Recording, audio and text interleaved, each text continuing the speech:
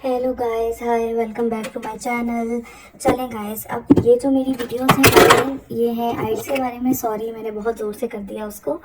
Again ये जो videos हैं ये मैंने बनाई हैं आइल्स के बारे में। इसमें अब मैं आपको शुरू में जो है ना, ये video is the introduction video, जिसमें हम आइल्स की पूरी बात करेंगे कि आइल्स क्या होता है, आइल्स के कितने सेक्शंस होते हैं, उनके मार्क्स वगैरह किस तरह होते हैं, कितने होते हैं, किस तरह उसके मार्क्स की डिस्ट्रीब्यूशन भी होती है। सेकेंड, आपने प्रिपरेशन जो है वो आपने किस तरह से करनी है। आई थिंक इतने मिनट्स मेरे लिए आज की वीडियोस के लिए बहुत होंगे। चलें गाइस, अब हम करते हैं शुरू अपना टॉपिक स्टार्ट, जिसमें मैं आपको सबसे पहले बताऊंगी आइल्स के बारे में कि व्हाट एग्जैक्टली इज़ आइल्स, और आइल्स के बारे में क्या क्या, आइल्स की कितनी टाइप्स है। आइल्स दो टाइप का होता है, जनरल एंड एकेडमिक। आजकल इन्होंने वीज़ा भी वाला भी निकाला हुआ है, विच इज़ यूके वीज़ा और यूके वीआई। इसमें भी जनरल और एकेडमिक दोनों क्लासेस आ जाती हैं। ठीक है, तो सबसे पहले अब हम आइल्स की फर्दर डिटेल्स पढ़ते हैं। ओके, सो जो ये आइल्स का टेस्ट होता है, पहले इसके बारे में हम फ्यू क्वेश्चन आंसर डिस्कस कर लेते हैं, जिसके लिए I think I will take one pencil. एक तो है कि आपने एकेडमिक देना है या जनरल ट्रेनिंग देना है, which one to go for, academic और जनरल ट्रेनिंग। यूजुअली आप जिस भी चीज़ के लिए अप्लाई कर रहे होते हैं, फॉर एग्जांपल अगर आप सिर्फ वीज़ा के लिए अप्लाई कर रहे हैं तो उनकी रिक्वायरमेंट होगी कि आप जनरल यूके वीआई दें, और उसमें आपको कितना बैंड स्कोर चाहिए। ठीक है, तो आपका वही टारगेट होना चाहिए। अगर आप यूनिवर्सिटीज़ वगैरह में पढ़ने के लिए दे रहे हैं तो उन्होंने बताया होगा कि आप एकेडमिक दें, और मिनिमम जो है वो स्कोर भी उन्होंने बताया होगा कि मिनिमम स्कोर आपको कितना चाहिए। तो आपने जो है वो इस तरह से अपना डिसाइड करना है कि आपने कौन सा देना है। इसके अलावा आइल्स के बहुत से सेंटर्स हैं। कैम्ब्रिज यूनिवर्सिटी जो होती है वो आइल्स लेती है। इसके अलावा ब्रिटिश है, और भी बहुत से सेंटर्स हैं जो पूरी दुनिया में हैं, जिसमें आप कहीं पे भी जाके जो है वो एग्ज़ाम दे सकते हैं। ठीक है, तो आपने जो है वो अपना इंफॉर्मेशन आपको रजिस्ट्रेशन के लिए कहाँ से मिलेगी वो भी मैं आपको पहले बता दूं। आप किसी भी नियरेस्ट एग्जामिनेशन सेंटर जाएं, या ऑफिशियल आइल्स की जो वेबसाइट है, that is www.ielts.org something, yes, I think यही वेबसाइट है। आप इसको जाके देखें, उसमें देखें आइल्स के बारे में सारी इंफॉर्मेशन जो है वो उसमें प्रेजेंट होती है। आइल्स की जो फीस है, इट डिपेंड्स आप कहाँ पे दे रहे हैं, आपने कौन सा चूज़ किया है, आपने एकेडमिक चूज़ किया है या आपने जनरल चूज़ किया है। उसमें भी फिर फर्दर क्लासिफिकेशन आ जाएगी कि आपने पेपर बेस्ड वाला चूज़ किया है या आपने कंप्यूटर बेस्ड वाला चूज़ किया है। ठीक है, तो ये सब इस पर डिपेंड करता है कि आपने कौन सा आइल्स देना है और उसकी प्राइस कितनी है। अब ये सारी चीज़ें उस पर डिसाइड होती हैं। आइल्स जो है वो टोटल उसका ड्यूरेशन होता है 2 आवर्स एंड 45 मिनट्स। इसमें 3 कंपोनेंट्स आते हैं। Let's go to next page, और ये अब ज़रा मैं थोड़ा सा डिटेल में आई थिंक आपको लिख के बता देती हूँ। आइल्स के जो बाकी चीज़ें हैं ये मैं ज़रा आपको और ज़्यादा डिटेल में समझा देती हूँ। अच्छा, आइल्स के हमारे पास टोटल 4 सेक्शंस होते हैं, जिसमें आ जाता है listening, reading, writing and then speaking. अब आइल्स जनरल वर्सेस एकेडमिक, इनमें डिफरेंस क्या है। दोनों में लिसनिंग जो है दैट इज सेम। ठीक है, it's same in both reading and writing, these two are different. And speaking is also same. Speaking जो होता है वो भी दोनों में सेम होता है। जिस तरह का स्पीकिंग जनरल में होगा उसी तरह का स्पीकिंग जो है वो उसमें होता है एकेडमिक में। And same goes for listening, लेकिन जो रीडिंग और राइटिंग है वो दोनों में डिफरेंट होते हैं। अब जो बैंड स्कोर है वो किस तरह ये इंटरप्रेट करते हैं। 9 इज एक्सपर्ट यूजर। ठीक है, 8 जो है that is very good user. उसके बाद जो 7 आ जाता है that is good user. Then we have 6 which is competent user. and 5 is modest user, 4 is limited user. उसके बाद फिर आ जाएंगे extremely limited, intermediate, non user, ये सारी चीज़ें आ जाती हैं फर्दर स्कोरिंग में। ठीक है, और स्कोर इसका वैलिड रहता है फॉर 2 years। ठीक है, score remain valid for 2 years। ठीक है, 2 years के लिए आपका स्कोर इसका वैलिड रहता है। 2 years बाद स्कोर जो है वो ऑटोमेटिकली एक्सपायर हो जाता है। ठीक है, अब हम आते हैं, सबसे पहले आपने प्रिपरेशन किस तरह से करनी है आइल्स की। ठीक है, उसके बारे में एक तो आप जो है वो सबसे पहले कमिटमेंट फुल होनी चाहिए आपकी। Number 1 thing which is required is commitment, that is कि मैंने इंग्लिश सीखनी है, ईदर टू लर्न इंग्लिश और to prepare for the exam. Prepare for the exam उनके लिए जिनको इंग्लिश आती होती है, बट ऑब्वियसली इस एग्ज़ाम का, इसके फॉर्मेट, इसकी जो मार्किंग है, जो स्कोरिंग है, वो ज़रा डिफरेंट है। तो उसके लिए भी कुछ लोगों को ज़रूरत होती है कि वो ये एग्ज़ाम, इसकी प्रेपरेटरी कोर्सेज देखें, उनको पढ़ें, ताकि उन्हें पता चले कि आइल्स होता किस तरह का है।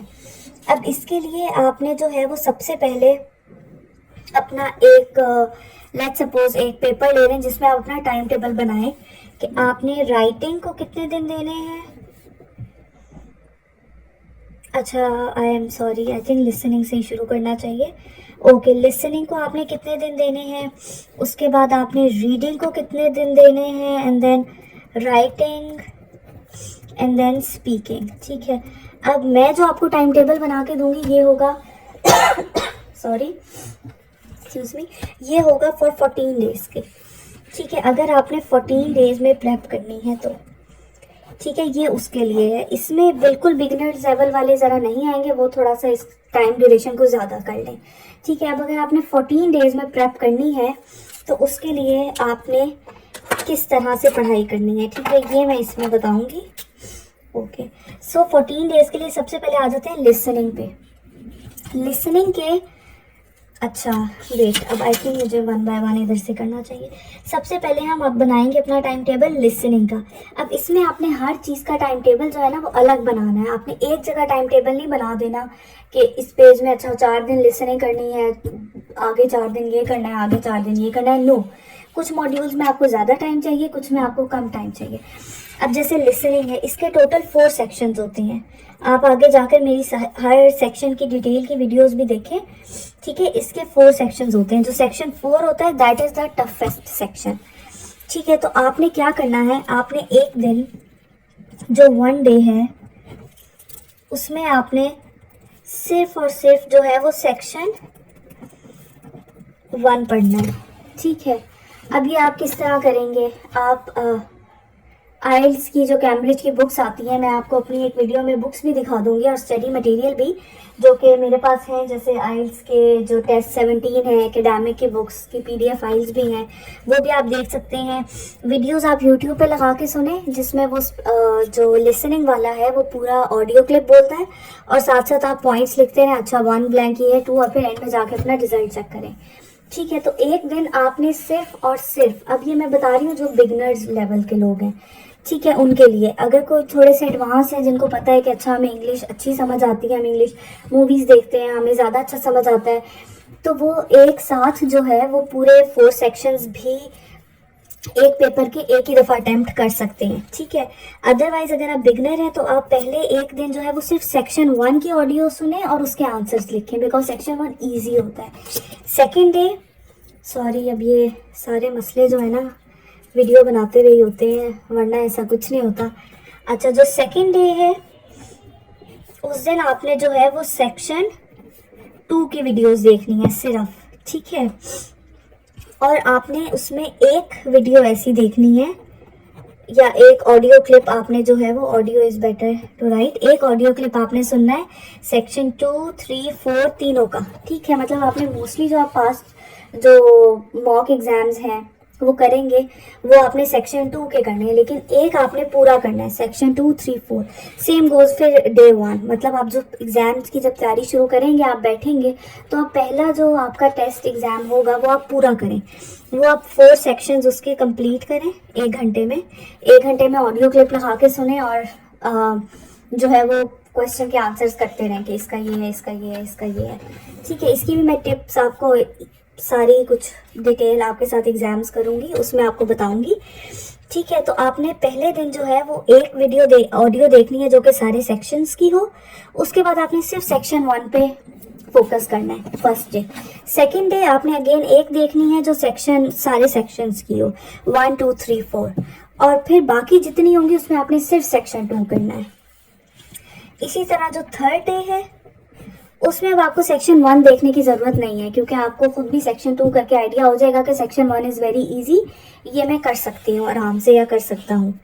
थर्ड डे आपने क्या करना है, आपने एक वीडियो करनी है जिसमें आपने अगेन पूरा करना है सेक्शन 1, 2, 3, 4।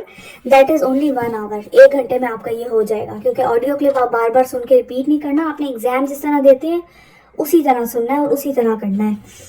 ठीक है, थर्ड डे ये हो गया, आपने तीनों सेक्शंस किए और उसके बाद सिर्फ सेक्शन 3 करें, ओनली सेक्शन 3 ऑडियोज। ठीक है, इसी तरह फोर्थ डे आपने क्या करना है, फोर्थ डे भी आपने एक जो है आपने करनी है फुल सेक्शंस की ऑडियो सुननी है, और एक आपने बाकी आपने जितनी करनी है वो सिर्फ आपने सेक्शन 4 की सुननी है। ठीक है, अब इसमें क्या होगा, 3 आपने एग्जाम्स कर लिए, 1, 2, 3, 4 एग्जाम्स आपने कर लिए पूरे, जिसमें आपने सेक्शन 1 भी किया है, 2 भी किया है, 3 भी किया है, 4 भी किया है।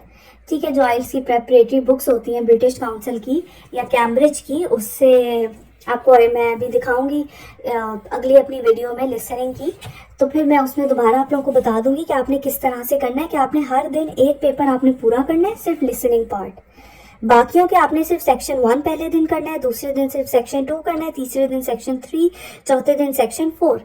इस तरह क्या होगा, आपने टोटल कितने एग्जाम्स किए, एक आपने 1, 2, 3, 4 तो ऐसे ही किए।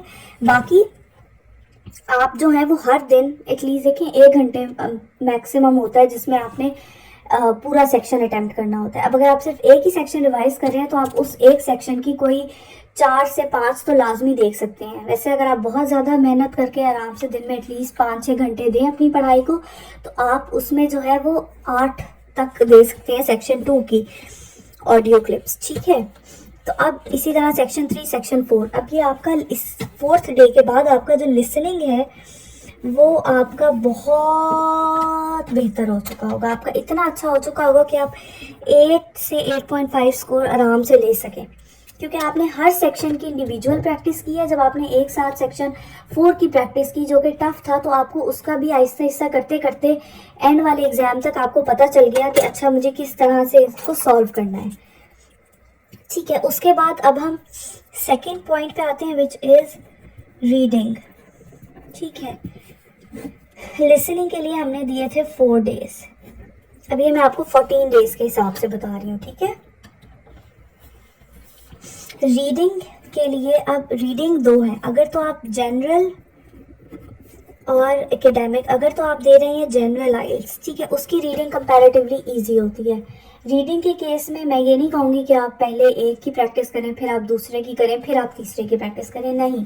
रीडिंग के केस में आपने तीनों की प्रैक्टिस जो है वो साथ करनी है। आई थिंक ये वाला पेन ज़रा सही से नज़र नहीं आ रहा, लिखा हुआ बहुत ही ब्राइट है। I think I should take this colour, yes. ठीक है, अब रीडिंग के केस में आपने किस तरह करना है, आपने बुक लेनी है, बुक में 3 पैसेजेस होंगे। रीडिंग में देयर आर यूजुअली 3 पैसेजेस, और इन 3 पैसेजेस में भी यही होता है कि जो टाइम है ना वो जो डिफ़िकल्टी लेवल है वो ज़्यादा होता जा रहा होता है। फर्स्ट पैसेज सबसे इजी होगा, सेकेंड उससे मुश्किल होगा, थर्ड उससे भी मुश्किल होगा। ठीक है, तो इसका जो डिफ़िकल्टी लेवल है वो प्रोग्रेस कर रहा होता है विद ईच पार्ट, ठीक है। जो पैसेज 1 है वो इजीएस्ट होगा, पैसेज 2 थोड़ा सा मुश्किल होगा, पैसेज 3 उससे ज़्यादा मुश्किल होगा। जो ये सेक्शन जो लिसनिंग का था ना, उसमें तो आपको ऑडियो क्लिप सुनाई जाएगी, आपने उसी दौरान आंसर करने हैं आपके पास। उसके बाद आपको थोड़ा सा टाइम दिया जाएगा जिसमें आपने जो है अपने आंसर्स को चेक करना है। शुरू में टाइम दिया जाएगा जिसमें आपने अपने क्वेश्चंस को पढ़ना है, ठीक है। जो रीडिंग है इसमें आपके पास होता है 1 आवर का time, 20 minutes for each passage, ठीक है, 20 मिनट्स पर पैसेज। अब इसमें आपने टाइम को किस तरह से डिस्ट्रीब्यूट करना है, आपने कोशिश करनी है कि जो आपका थर्ड पैसेज है उसके लिए आपके पास 25 मिनट्स तक एटलीस्ट बचे, ठीक है, क्योंकि थर्ड पैसेज सबसे ज़्यादा मुश्किल होता है। तो उसमें आपने बहुत कोशिश करनी है कि आपके पास एटलीस्ट 25 मिनट्स उसमें लाजमी तौर पे बचे, ठीक है। आपने 20 हर पैसेज को नहीं देना है। अब इसकी आपने प्रैक्टिस करनी है टोटल 3 डेज, ठीक है। और 3 डेज आपने अगेन 1 आवर आप अपने मोबाइल पर टाइमर लगाएं, ठीक है, 20 मिनट्स का टाइमर लगाएं। शुरू में 1 आवर का टाइमर नहीं लगाना, शुरू में आपने जो है वो 20 मिनट्स का टाइमर लगाना है, ताकि आपको पता चल जाए कि 20 मिनट्स कब ख़त्म हो रही हैं, ठीक है। आप जितनी ज़्यादा प्रैक्टिस करते हैं उससे आपको उतना ज़्यादा आइडिया होता रहता है कि टाइम कब ख़त्म होने वाला है। तो आप एग्ज़ाम में जब बैठते हैं तो आप और ज़्यादा जल्दी कर रहे होते हैं, ठीक है। 20 मिनट्स का टाइमर लगाएं, एक पैसेज सॉल्व करें, टाइम देखें, अच्छा टाइमर में से आपके पास टाइम बच गया, that is good, no need to off the timer, कुछ करने की ज़रूरत नहीं है, डायरेक्ट सेकेंड पैसेज पे आ जाएं, सेकेंड पैसेज करें, फिर थर्ड पैसेज करें, ठीक है। और देखें कि आपने 1 घंटे में पूरा हो गया आपका कि नहीं हुआ।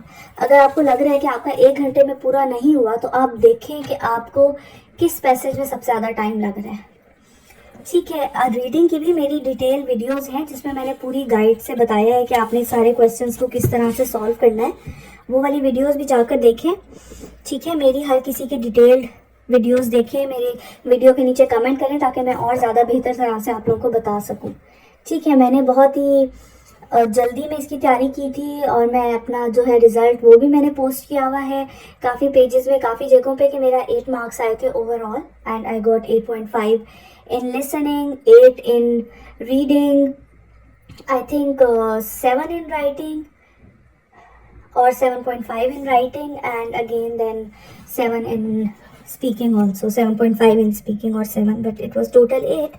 obviously अभी मुझे एग्जैक्ट रिजल्ट याद नहीं है बट ठीक है। अब रीडिंग में आपने अगेन 1 आवर में 20 मिनट्स ईच पैसेज को देने हैं, टोटल 1 आवर टाइम है। और अब आप सोचें आप 1 घंटे में 3 पैसेजेस कर रहे हैं, तो आप अगर दिन में 6 घंटे पढ़ते हैं तो आप एटलीस्ट 6 एग्ज़ाम्स कर लेंगे। और 6 एग्जाम्स में आप पैसेजेस देखें, आपने कितने पैसेजेस पढ़े, आपने 6 जो है वो आपने डिफ़िकल्ट वाले पैसेजेस किए। इससे ना आपकी पढ़ने की रवानगी बड़ी अच्छी हो जाएगी कि अच्छा यूँ पढ़ना है, इस तरह के पॉइंट्स लेने हैं।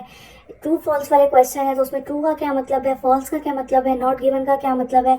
अब मैं इसमें सारी डिटेल ऑब्वियसली नहीं बता सकती क्योंकि इसमें मैं आपको सिर्फ स्केड्यूल बता रही हूँ कि आपने किस तरह पढ़ना है। तो आपने रीडिंग को देने हैं 3 डेज़, ठीक है। हर घंटे अगर आप हर दिन अगर आप 6 आवर्स पढ़ रहे हैं तो 3 दिन या एटलीस्ट 5 आवर्स भी लगा लें इसको, तो आपका बहुत अच्छा हो जाएगा 3 दिन में रीडिंग की प्रैक्टिस, ठीक है। उसके बाद आता है राइटिंग।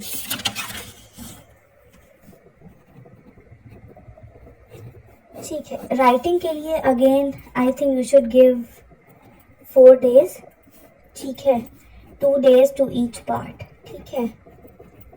राइटिंग में भी 2 पार्ट्स होते हैं, there is task 1, there is task 2, ठीक है। अब इसमें भी आप जाकर मेरी वीडियोस देखें, टेम्पलेट्स देखें जिसमें मैंने टास्क 1 में अब मैंने एकेडमिक के भी टेम्पलेट्स लगाए हुए हैं, मैं बहुत जल्द जनरल के भी लगाऊंगी। टास्क 1 में मैंने बार graphs, pie charts, line graph, diagram, उसके अलावा मैप और कौन सी टाइप होती है मुझे याद नहीं आ रहा, लेकिन जितनी भी टाइप्स हैं उन सबके मैंने टेम्पलेट्स लगाए हुए हैं। इसी तरह टास्क 2 में मैंने एग्री, डिसएग्री, ठीक है, advantages, disadvantages, discuss both views, ये हो गया। और भी एक आधे हैं जो भी हैं वो मैंने उन सबके टेम्पलेट्स लगाए हुए हैं, तो उनको भी आप जाकर ज़रूर देखें, ठीक है। टेम्पलेट से आपको आइडिया क्या होगा, बेसिकली आपने इसमें 4 डेज में कैसे पढ़ना है। 2 डेज आपने टास्क 1 के टेम्पलेट्स देखने हैं। टेम्पलेट आप एक जगह अपने पास लिख लें, ठीक है। 3-4 टेम्पलेट्स हैं, उनमें से जो सा भी आपको अच्छा लगे आप उसको देखें और उसको लिख लें अपने पास। फिर आपने क्या करना है, आपने पास्ट एग्जाम वाली जो बुक है आपकी उसमें आपने खोलनी है।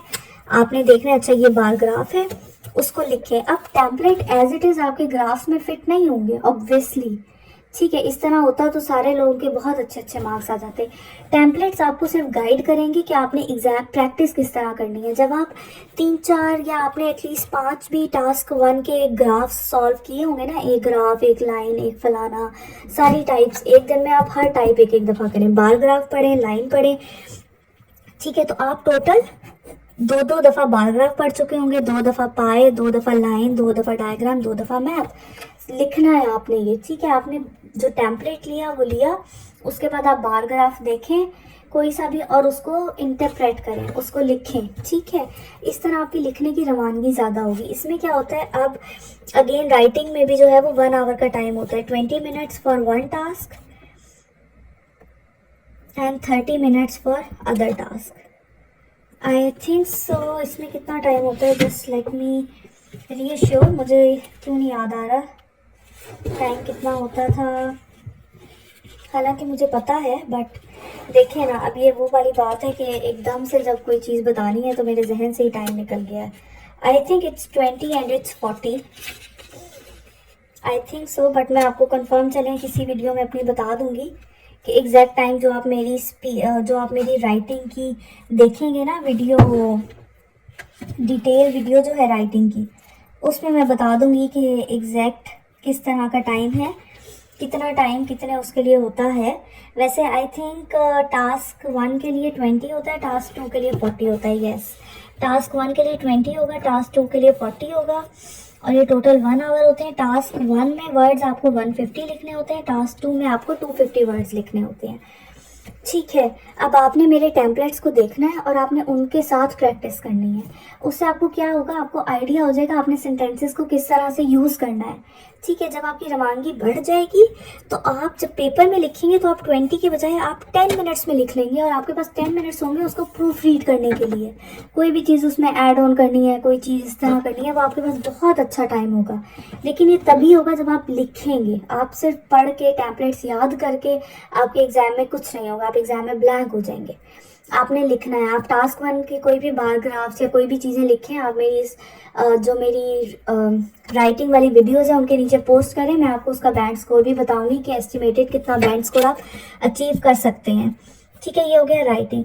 उसके बाद आता है स्पीकिंग, ठीक है। अब जो स्पीकिंग है उसके लिए आपने कैसे तैयारी करनी है। स्पीकिंग के भी जो है ना कुछ सेक्शंस होते हैं। अब वो स्पीकिंग के सेक्शंस को समझने के लिए जो है ना आपको थोड़ा सा ज़रा अपनी वोकल्स पे गौर करना होगा, ठीक है। स्पीकिंग में बेसिकली किस तरह का होता है, स्पीकिंग के 3 सेक्शंस होते हैं टोटल, ठीक है। अब आप इनमें जो है ना मेरी डिटेल वीडियोस हर सेक्शन के बारे में जाकर लाजमी देखें। तो मैंने एग्जांपल्स दी हैं टाइप की, डिफरेंट क्वेश्चन टाइप्स बताई हैं। जो टास्क 1 होता है ना, ये बेसिकली होता है टोटल 3 सेक्शंस होंगे। जो टास्क 1 होगा ये होता है एटलीस्ट 4 to 5 मिनट्स का, टास्क 2 होता है 3 to 4 मिनट्स का, एंड टास्क 3 भी अगेन 4 to 5 मिनट्स का होता है। टास्क 1 में जो है वो आपके बारे में सवाल होंगे, आपकी एक्टिविटीज़ इस तरह के। टास्क 2 में आपको एक टॉपिक दिया जाएगा जिस पे आपको बोलना है और फिर उसके फॉलो अप क्वेश्चंस होंगे। टास्क 3 में जो है वो भी जो पार्ट 2 में बात हुई होती है या जो पार्ट 1 में आपकी शुरू से एक्टिविटीज़ में बात चल रही होती है उसके बारे में बात होती है, ठीक है, टास्क 3 में। बाकी अब आपने देखे 4 डेज हो गए राइटिंग में, 3 डेज हो गए थे रीडिंग में, 4 डेज हो गए थे लिसनिंग में। टोटल कितने हो गए, 11 डेज हो गए, ठीक है। आपके पास अब कितने डेज बचे, आपके पास बचे 3 डेज ना। 3 डेज आप सिर्फ स्पीकिंग की प्रैक्टिस करें, ठीक है। अब ये मैंने 14 डेज का दिया, 14 डेज में आपकी तैयारी पूरी हो जाए। 2 दिन आप रखें अपनी रिवीजन के लिए, and then you are ready for the test, ठीक है। अब आपने जो है वो जो है वो लाजमी मुझे बताएं कि मैं अब किस चीज़ के बारे में और डिटेल में वीडियो बताऊं। मेरे चैनल को मस्ट लाइक करें, सब्सक्राइब करें, शेयर करें। मेरे जब अगर 200 और 500 सब्सक्राइबर्स हो गए तो आई विल पोस्ट राइटिंग के जो टास्क 2 हैं उसकी भी सारे टैम्पलेट्स, कि आपने सेंटेंस को किस तरह शुरू करना है, पैराग्राफ्स को किस तरह एंडिंग करनी है, किस तरह कंपैरिजन करना है, क्या आपने करना है, किस तरह आपने। अभी तक मैंने जो है वो लिसनिंग के 4 सेक्शंस की वीडियोस बनाई हैं। लिसनिंग पे भी मैंने जो है आपको बताया था कि मैं नंबर्स को, कि जो सिमिलर नंबर्स होते हैं उनको आप किस तरह डिफ्रेंशिएट कर सकते हैं, उसके लिए प्रैक्टिस वीडियोस मैंने बनानी है। जैसे हो गया 13 एंड 30, 14 एंड 40, इस तरह वाली। इसी तरह कुछ अल्फ़ाबेट्स हैं, बी, पी, डी, ई, इनकी भी वीडियोस मैं कुछ बनाऊंगी, जिसमें मैं बेसिकली बोल रही होंगी नंबर्स और आपने लिखने हैं, and then we will tell you कि किसने कितने सही लिखे। ठीक है, बट ये सब कुछ काम अगर आप मुझे सपोर्ट शो करेंगे, मेरे चैनल को सब्सक्राइब करेंगे, तो ही मैं बहुत अच्छे से सारी वीडियोस बना सकूंगी। ठीक है, तो अभी के लिए इतना ही बहुत है। मैंने आपको टाइम टेबल बता दिया। अब मैं इसको अगर ब्रीफ सा आपके लिए समराइज कर दूं, तो हमने लिसनिंग को देने हैं 4 days, each section per day. ठीक है, जो राइटिंग है उसको हमने देने हैं 3 डेज। ठीक है, 5 आवर्स डेली मैक्सिमम। ठीक है, उसके बाद जो दैट वाज रीडिंग। जो राइटिंग है उसको भी हमने देने हैं 4 days, 2 days for each task. ठीक है, और जो स्पीकिंग है उसके लिए हमारे पास बच जाएंगे 3 डेज। ठीक है, and then it's better, speaking को आप 2 डेज भी दे सकते हैं और फिर आप 1 डे में रिवीजन कर लें, अगर आपने जो है ये एग्जैक्ट 14 डेज का ही करना है। अगर आप ऐड कर सकते हैं 2 डेज, बिकॉज आइडियली 14 डेज का जो टाइम टेबल है ये सिर्फ पढ़ाई का है, इसमें 2 डेज आप ऐड कर लें रिविजन के लिए। ठीक है, और 1 डे आप कर लें रिविजन में भी आई विल टेल यू, इसका भी मैं एक अलग से जो है वो ब्लॉग बताऊंगी कि रिवीजन में आपने क्या क्या चीज़ें रिवाइज करनी है। ज़रूरी नहीं रिवीजन में आप उठा के सारा कुछ रिवाइज करना शुरू कर दें, नहीं, रिवीजन भी बड़ी लॉजिकल होनी चाहिए, क्योंकि रिवीजन एंड डे पे होती है। आप एंड डे जो चीज़ें रिवाइज करते हैं वो चीज़ें आपकी वो होनी चाहिए जिनमें आप वीक हैं पिछले सारे डेज में। ठीक है, अब अगर आप बिगिनर हैं या पहली दफ़ा आइल्स दे रहे हैं, आप 14 डेज़ वाला ये ट्राई कर, अभी आप बुक ना करें, 14 डेज़ पढ़ें। ठीक है, एंड देन इसके एंड पे देखें एक एग्ज़ाम देके, जो भी मॉक एग्ज़ाम्स हैं, कि आप किस तरह स्कोर कर रहे हैं। उसके बाद फिर आप अपना टेस्ट अगेन 14 डेज़ बाद बुक कराएं। आई एम श्योर आप बहुत अच्छा स्कोर करेंगे। ठीक है, thank you very much. Please do like my channel, like this video, subscribe my channel and also please press the bell icon, और ताकि मैं बहुत और ज़्यादा अच्छी वीडियोस आप लोगों के लिए बनाऊं। Thank you, bye.